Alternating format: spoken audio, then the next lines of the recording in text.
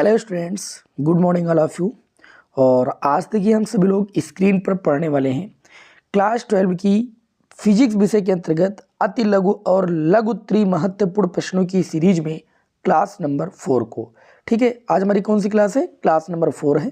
और अभी तक की मैंने टोटल 3 क्लासेज जो है आपको प्रोवाइड कर दी हैं और इसके बाद एक क्लास आपकी और होगी।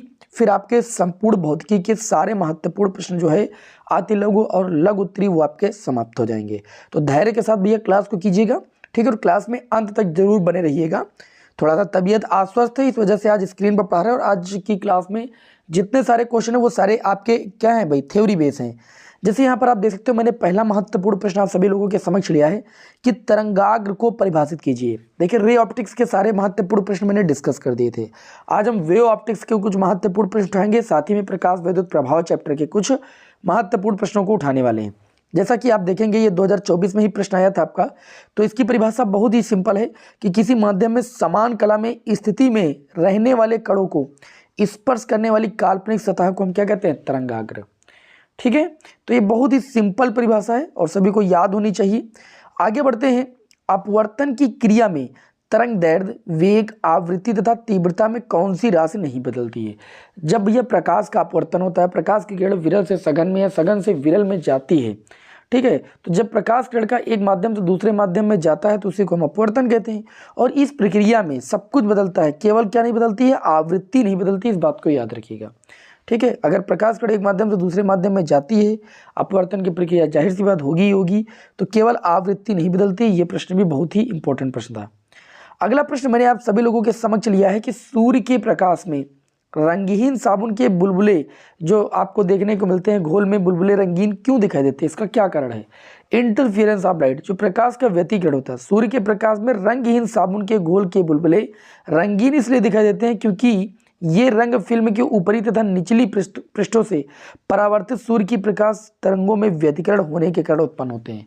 अर्थात हम ये कह सकते हैं कि जो ये प्रकाश में रंगहीन साबुन के घोल के बुलबुले रंगीन दिखाई देते हैं, वह उसका जो मेन कारण है वो आपका है प्रकाश का व्यतिकरण। ठीक है, बहुत ही सिंपल सा क्वेश्चन था।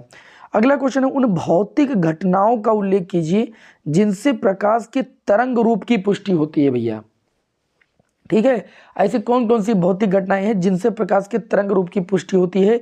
तो प्रकाश का व्यतिकरण, इससे भी क्या होती है भाई? प्रकाश के तरंग रूप की पुष्टि होती है। ध्रुवण, वर्ण विक्षेपण, ये आदि सभी घटनाएं जो होती हैं ये प्रकाश की तरंग प्रकृति की पुष्टि करती हैं। ठीक है, याद रखिएगा। और यहाँ पर आप लोगों को भी आगे भी बताएंगे कण प्रकृति प्रकाश विद्युत प्रभाव है ना। चलिए आगे देखते हैं भाई। विवर्तन प्राप्त करने के लिए, मैंने आपको पढ़ाया था जब विवर्तन चैप्टर पढ़ा था, विवर्तन प्राप्त करने के लिए रेखा छिद्र की चौड़ाई लगभग कितनी होनी चाहिए? तो ये क्वेश्चन 2022 बोर्ड एग्जाम में पूछा गया है।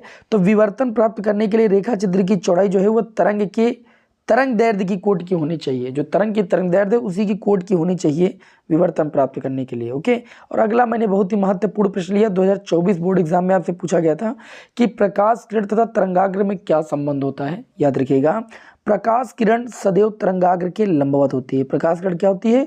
सदैव तरंगाग्र के लंबवत होती है। भैया ये होता है प्रकाश किरण और तरंगाग्र में संबंध।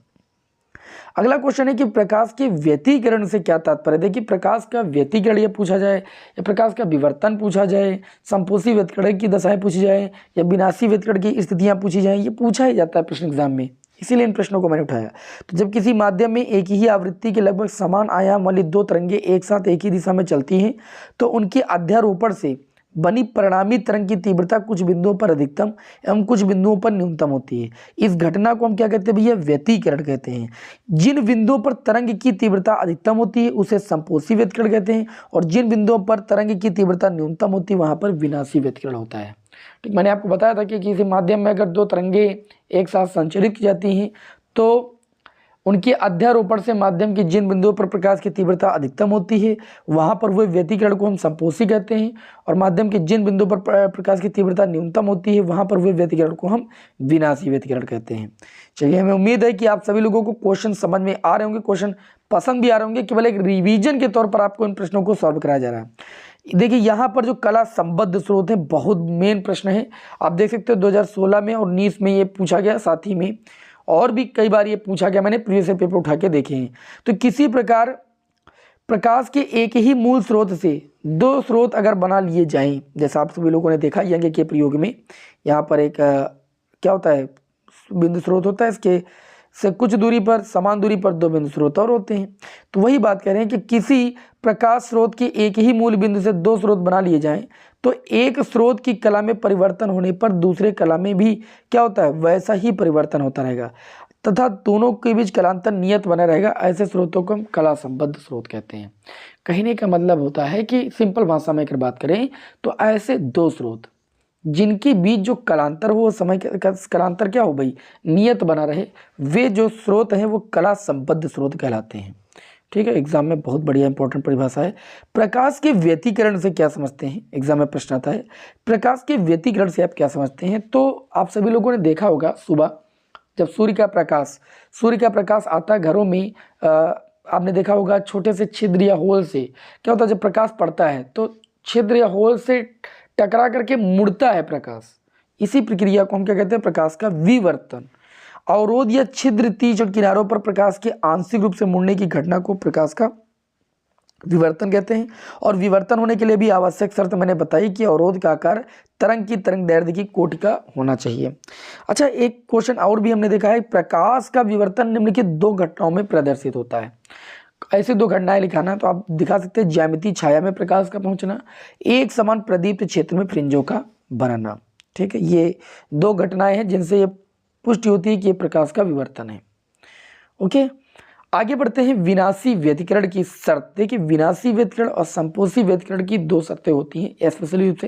जैसे विनाशी की बात करें तो पहली शर्त लिखी है कि विनाशी व्यतिकरण करने वाले स्थान पर दोनों तरंगे परस्पर विपरीत क्रम में अध्यारोपित होने चाहिए। अब इसी तरीके से एग्जाम में पूछा लिया जाए कि संपोषी व्यतिकरण की शर्त बताइए, तो संपोषी व्यतिकरण की जो पहली शर्त हो जाएगी वो यही हो जाएगी कि संपोषी व्यतिकरण करने वाले स्थान पर दोनों तरंगे परस्पर समान कला में अध्यारोपित होने चाहिए। ठीक, और इसमें जो कलांतर होता है वो भैया पाई का क्या होता है, विषम गुणज होता है विनाशी व्यतिकरण में। और इसमें जो होता है सम गुणज होता है, 2 पाई 4 पाई 0 2 पाई 4 पाई, इस तरीके से होता है। ये संपोषी व्यतिकरण में होता है कलांतर का मान। अच्छा, इसमें एक और भी है, विनाशी व्यतिकरण की जो शर्त होती है, इसमें λ/2 का पूर्ण गुणज होना चाहिए। जो पथांतर होना चाहिए वो λ/2 का पूर्ण गुणज, विषम गुणज होना चाहिए। जैसे ये λ/2 है तो अगला होना चाहिए 3 λ/2, विनाशी व्यतिकरण में 5 λ/2, फिर 7 λ/2। अर्थात हम ये कह सकते हैं कि जो आपका पथांतर होता है वो क्या होना चाहिए भाई, λ/2 का विषम गुणज होना चाहिए, और उसमें सम गुणज होना चाहिए संपोषी में। अगला क्वेश्चन देखिए, मैंने आप सभी लोगों के समक्ष नोट किया है, प्रकाश के व्यतिकरण के लिए आवश्यक शर्तें। देखिए, संपोषी विनाशी के लिए मैंने आपको आवश्यक शर्तें बता ही दी। अब पूछा जाए अगर एग्जाम में कि प्रकाश के व्यतिकरण के लिए आवश्यक शर्तें क्या हैं, तो आप बताएंगे, अभी बता ही चुके हैं व्यतिकरण की परिभाषा। देखिए, सबसे सिंपल, दोनों जो प्रकाश स्रोत होने चाहिए उनके बीच कलाओं का अंतर जो होना चाहिए वो स्थिर रहना चाहिए, यानी कलांतर समान होना चाहिए, या हम कह सकते हैं कि दोनों प्रकाश स्रोत जो होने के चाहिए वह कला संबद्ध होने चाहिए। दूसरा, दोनों स्रोतों की आवृत्तियां और तरंग दैर्ध्य बराबर होनी चाहिए। तीसरा, दोनों तरंगों के आयाम लगभग बराबर होने चाहिए। दोनों प्रकाश स्रोत एक दूसरे स्रोत के अति निकट होने चाहिए, और दोनों प्रकाश स्रोत अत्यंत संकीर्ण होने चाहिए। ऐसा न होने पर फ्रिंजों में अति व्यापन होगा और जो आपकी फ्रिंजें हैं वो साफ नहीं दिखाई देंगी। ठीक है, तो हमारे समझ से इसमें ऊपर वाली तो 3 कंडीशन सभी को याद होंगी कि दोनों प्रकाश स्रोत से निकलने वाली स्रोतों के बीच कलाओं का अंतर नियत होना चाहिए, अर्थात दोनों का कलांतर नियत होना चाहिए, आयाम बराबर होने चाहिए, आवृत्ति और तरंग दैर्ध्य बराबर होनी चाहिए। इतना तो सभी को पता ही होगा, बहुत बारीक क्वेश्चन है, एग्जाम में नहीं आता है। हम भैया समय को लॉस नहीं करते हैं, और सभी लोग वीडियो को भैया फटाफट शेयर करते जाएं, है ना। आज देखिए स्क्रीन पर आप लोगों को पढ़ा रहे हैं, पीडीएफ आपको दे देंगे, पीडीएफ आपको मिल जाएगी हमारे बालाजी, है ना, स्टडी मोशन, जो हमारा टेलीग्राम चैनल है उसको सर्च कीजिए, टेलीग्राम चैनल पर बालाजी स्टडी मोशन, वहाँ पर ज्वाइन हो जाइए। यहाँ पर इसकी पीडीएफ जो भी क्लासेस देता हूँ उनकी पीडीएफ आपको मिल जाएगी। प्रकाश वैद्युत प्रभाव की कण प्रकृति की पुष्टि करता है या तरंग प्रकृति की, अभी मैंने बताया था। तरंग प्रकृति में व्यतिकरण है, विवर्तन है, वो सब घटनाएं होती हैं ना, ध्रुवण है। लेकिन यहाँ पर देखिएगा, और प्रकाश के ध्रुवण की व्याख्या अनुप्रस्थ प्रकृति मान के हुई थी तरंग को, ये बात याद रखिएगा। ठीक है, और तो अभी मैंने भी बताया था कि जो प्रकाश वैद्युत प्रभाव है कण प्रकृति की पुष्टि करता है, यस, कण प्रकृति की पुष्टि करता है, ना कि तरंग प्रकृति की।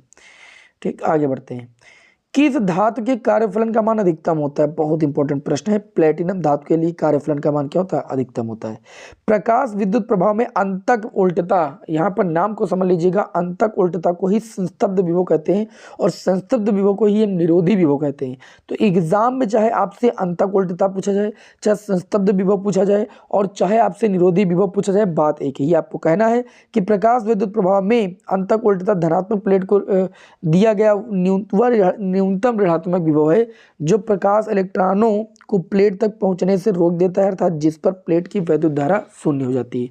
सिंपल शब्दों में आप कह सकते हैं कि वह न्यूनतम त्वरक विभव जिस पर जो प्रकाश हम कह सकते हैं जिस पर जो प्रकाश वैद्युत धारा होती है शून्य हो जाती है, उसे हम क्या कहते हैं भैया? संस्तब्ध विभव कहते हैं। इस तरीके से सरल भाषा में भी आप लिख सकते हैं।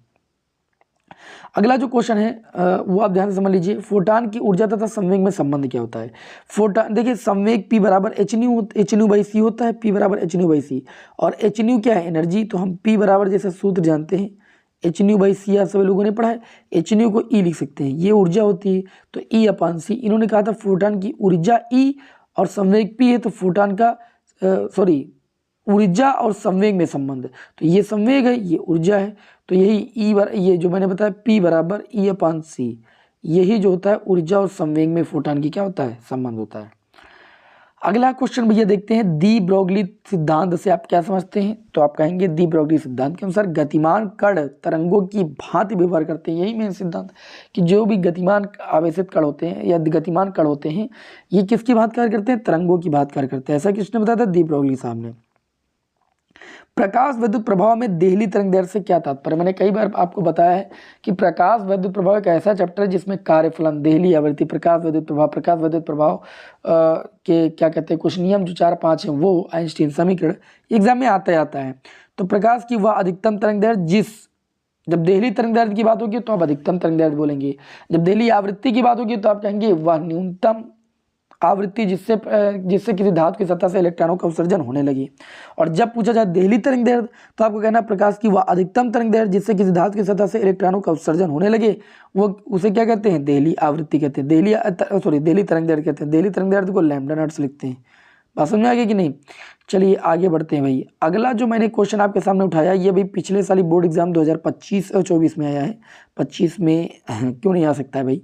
प्रकाश विद्युत प्रभाव की खोज किसने किया था? प्रकाश विद्युत प्रभाव की खोज सन 1900 ईस्वी में लेनार्ड ने की थी, है ना। ये पिछले ही साल आया था और कई सारे बच्चे नहीं लिख पाए थे इसे भाई, तो मुझे बड़ा अफसोस हुआ था कि इतना पढ़ाने के बावजूद भी आप लोग नहीं कर पाए थे। दी ब्रोगली तरंग दैर्ध्य को गतिज ऊर्जा के पदों में व्यक्त कीजिए। देखिए ये लैम्डा बराबर एच अपान में अंडर रूट एम के लिखा है, ये आया कहाँ से मैं आपको सीधा ही सिंपल बता देता हूँ। देखिए यहाँ पर आपने के बराबर पढ़ा है हाफ एम वी स्क्वायर, पढ़ा है कि नहीं पढ़ा है? पढ़ा है भाई। तो यहाँ से आप ये कह सकते हैं कि जो एम वी स्क्वायर की वैल्यू हो जाएगी वो 2k हो जाएगी, इस 2 का गुणा कैसे हो जाएगा? तो जब आप यहाँ से v की वैल्यू निकालेंगे तो ये अंडर रूट 2k अपान में m आ जाएगी, समझ में ही। और इस v की वैल्यू आप यहाँ पर रख देंगे, कहाँ पर?